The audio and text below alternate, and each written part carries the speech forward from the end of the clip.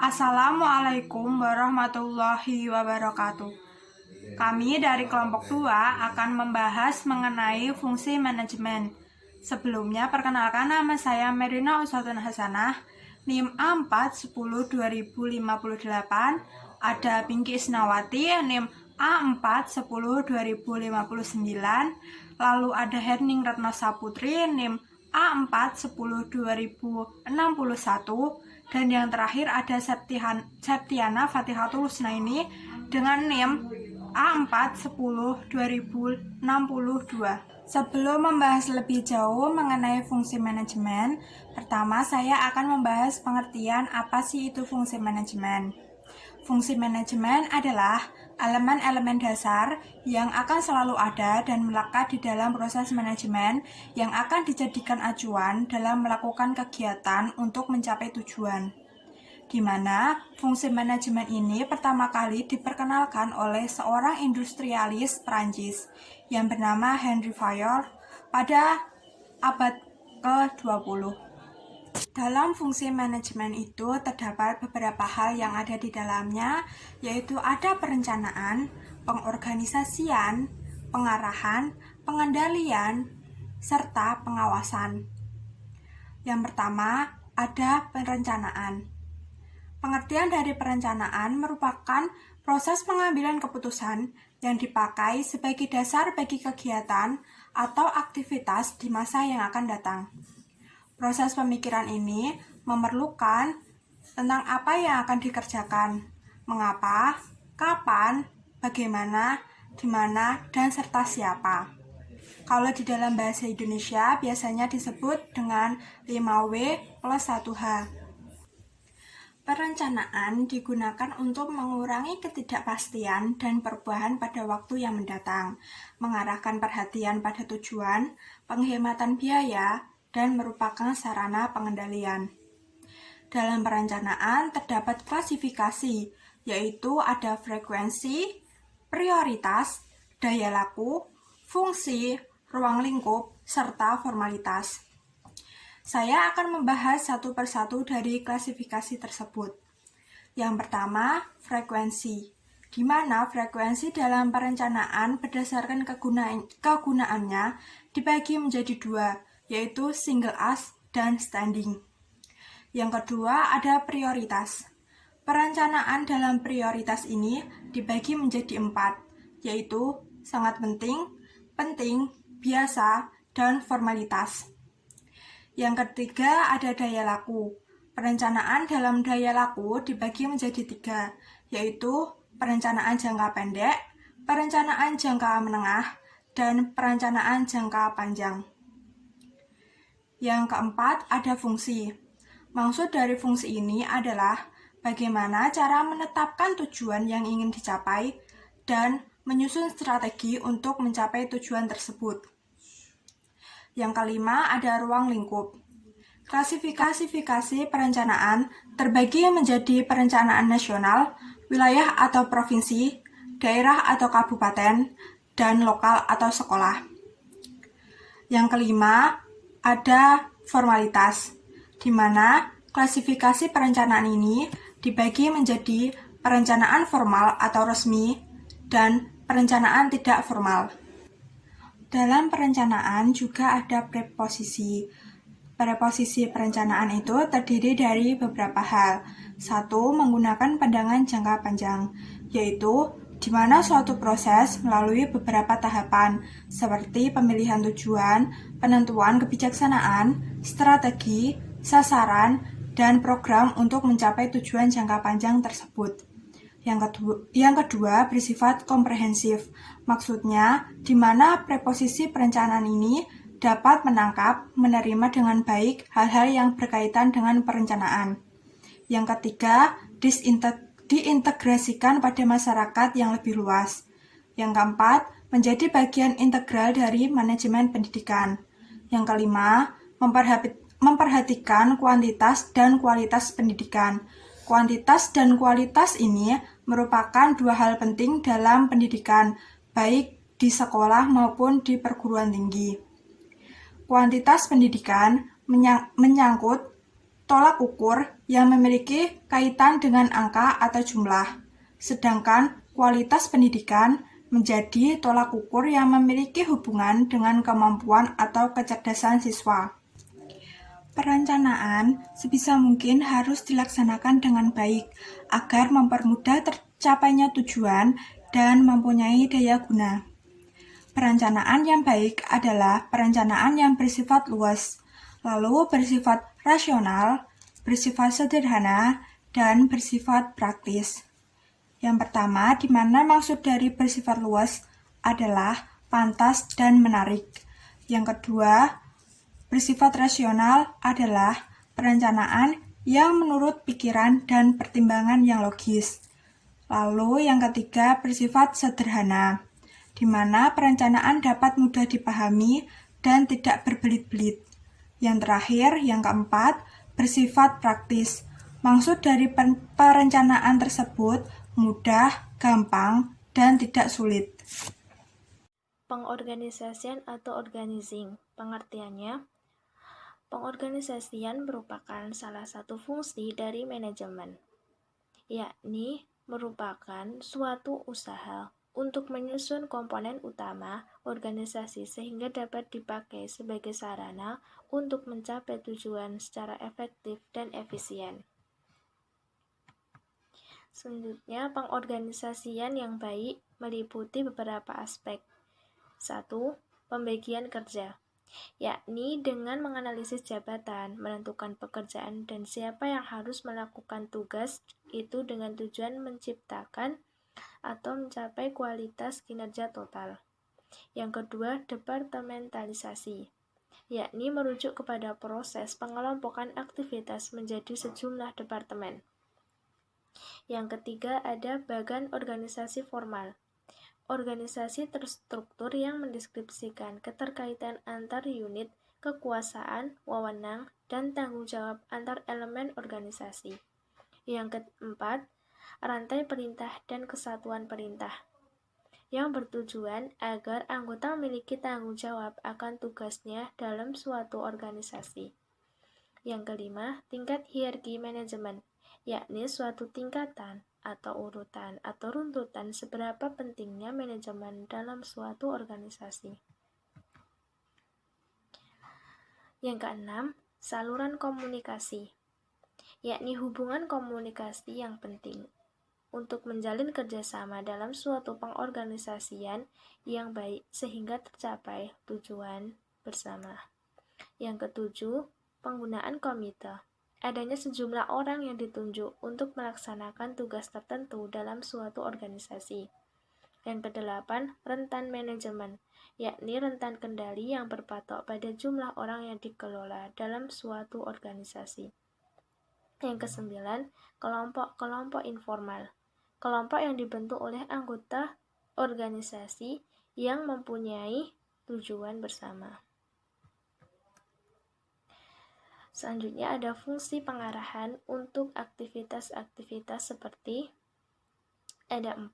Yang pertama, penyusunan staf. Proses penyusunan tenaga kerja sehingga tersedia tenaga kerja dalam kuantitas dan kualitas yang dibutuhkan. Yang kedua, koordinasi. Proses menyusun aktivitas dalam rangka pencapaian tujuan bersama. Yang ketiga, perintah.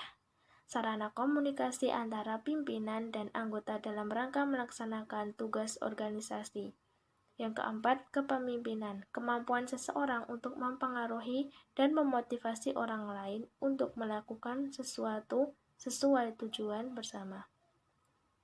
Yang kelima, pelaporan, yaitu menganalisis atau membuat laporan guna mengadakan dan mengendalikan suatu aktivitas dalam suatu kegiatan.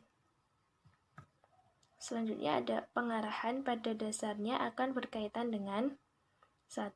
Motivasi, yang kedua komunikasi, yang ketiga dinamika kelompok, dan yang keempat kepemimpinan. Motivasi yaitu suatu penggerak dari dalam hati seseorang untuk melakukan atau mencapai suatu tujuan. Komunikasi merupakan jalinan hubungan kerjasama yang baik pada suatu aktivitas, sehingga proyek berjalan sesuai dengan harapan. Sedangkan dinamika kelompok merupakan sekumpulan orang yang berinteraksi dan mempunyai tujuan yang sama dalam suatu pengorganisasian. Yang keempat, kepemimpinan merupakan kemampuan seseorang untuk mempengaruhi dan memotivasi orang lain untuk melaksanakan sesuatu proyek sesuai dengan tujuan bersama. Nah, selanjutnya di sini saya akan menjelaskan mengenai pengendalian. Pengendalian sendiri memiliki definisi proses pemantauan, penilaian, dan pelaporan rencana atas pencapaian tujuan yang telah ditetapkan untuk tindakan korektif guna penyempurnaan yang lebih lanjut. Pengendalian memiliki fungsi yang pertama yaitu untuk memastikan bahwa aktivitas atau kegiatan berjalan sesuai yang direncanakan. Yang kedua, perencanaan dan pengendalian merupakan fungsi yang berpasangan. Yang ketiga, perencanaan dan pengendalian sering diibaratkan sebagai sekeping mata uang yang terdiri dari dua sisi. Selanjutnya, cara-cara dalam melakukan pengendalian. Yang pertama adalah pengawasan secara langsung. Pengawasan secara langsung ini dilakukan secara langsung oleh seorang manajer. Yang kedua, pengawasan secara tidak langsung. Pengawasan secara tidak langsung ini adalah pengawasan dari jarak jauh. Artinya, dengan melalui laporan yang diberikan oleh bawahan. Dan yang ketiga, pengawasan berdasarkan kekecualian. Pengawasan berdasarkan kekecualian ini adalah pengawasan yang dikhususkan untuk kesalahan-kesalahan yang luar biasa dari hasil atau standar yang diharapkan. Selanjutnya mengenai kegiatan pengendalian. Kegiatan pengendalian yang pertama adalah pengukuran. Pengukuran ini adalah pengukuran pelaksanaan yang dilakukan sebagai proses yang berulang-ulang dan terus-menerus. Yang kedua, membandingkan dengan standar. Membandingkan dengan standar ini adalah pembandingan pelaksanaan dengan standar dan analisa penyimpangan. Yang ketiga, memperbaiki penyimpangan. Memperbaiki penyimpangan ini bisa dilakukan atau dapat dilakukan dengan pengambilan tindakan koreksi. Selanjutnya adalah proses pengendalian. Proses-proses pengendalian ini dapat dilakukan dengan cara yang pertama, penetapan standar pelaksanaan atau perencanaan. Tahap pertama dalam pengendalian adalah penetapan standar pelaksanaan. Standar yang mengandung arti sebagai suatu satuan pengukuran yang dapat digunakan sebagai patokan untuk penilaian hasil-hasil. Yang kedua, penentuan pengukuran pelaksanaan kegiatan. Penentuan standar akan sia-sia bila disertai berbagai cara untuk mengukur pelaksanaan kegiatan yang nyata. Yang ketiga, pengukuran pelaksanaan kegiatan. Setelah frekuensi pengukuran dan sistem monitoring, ditentukan pengukuran pelaksanaan yang dilakukan sebagai proses yang berulang-ulang dan terus-menerus. Yang keempat, pembandingan pelaksanaan dengan standar dan analisa penyimpangan. Yang kelima, pengambilan tindakan koreksi apabila diperlukan. Pengambilan tindakan koreksi ini dapat dilakukan apabila hasil analisa menunjukkan perlunya tindakan koreksi. Selanjutnya mengenai alasan fungsi dari pengawasan. Yang pertama, tujuan organisasi itu belum tentu sama dengan tujuan individu maupun tujuan kelompok. Yang kedua, ada jarak waktu antara perencanaan dengan pelaksanaan, sementara lingkungan organisasi selalu berubah. Yang ketiga, masalah yang dihadapi organisasi sangat kompleks. Yang keempat, karyawan atau bawahan yang mempunyai karakteristik yang beraneka ragam sebagai manusia tidak luput dari berbuat salah. Selanjutnya, jenis-jenis pengendalian. Jenis-jenis pengendalian adalah sebagai berikut. Pertama, pengendalian karyawan atau personal control. Yang kedua, pengendalian keuangan atau financial control. Yang ketiga, pengendalian produksi atau production control. Yang keempat, pengendalian waktu atau time control. Yang kelima, pengendalian teknis atau technical control. Yang keempat, pengendalian kebijaksanaan atau policy control. Yang ketujuh, pengendalian penjualan atau sales control. Yang kedelapan, pengendalian inventaris atau inventory control. Yang kesembilan atau yang terakhir adalah pengendalian pemeliharaan atau maintenance control. Kemudian jenis pengawasan. Nah, jenis pengawasan ini yang pertama adalah pengawasan melekat. Pengawasan melekat adalah serangkaian kegiatan yang bersifat sebagai pengendalian yang terus-menerus dilakukan oleh atasan langsung terhadap bawahannya. Nah, sebenarnya pengawasan melekat ini merupakan salah satu fungsi manajemen yang dilakukan oleh setiap atasan sebagai pemimpin di samping perencanaan dan pelaksanaan. Karena itu pengawasan melekat sebenarnya bukanlah hal yang rumit, melainkan merupakan disiplin diri yang harus ditumbuhkan pada setiap atasan untuk melakukannya. Minat untuk melakukan pengawasan melekat dapat ditumbuhkan melalui berbagai cara, antara lain dengan memperkuat seluruh lini pengawasan. Dengan demikian, kesadaran seseorang bahwa dirinya diawasi secara efektif dari luar akan memacu kemauannya untuk melaksanakan pengawasan melekat. Kemudian fungsi internal. Nah, pengawasan internal ini adalah pengawasan yang dilakukan oleh orang atau badan yang ada di dalam lingkungan unit organisasi itu. Nah, pengawasan dalam bentuk ini dapat dilakukan dengan cara pengawasan atasan langsung atau pengawasan melekat seperti yang di atas tadi. Kemudian pengawasan eksternal. Nah, pemeriksaan yang dilakukan oleh unit pengawasan yang berada di luar unit organisasi yang diawasi.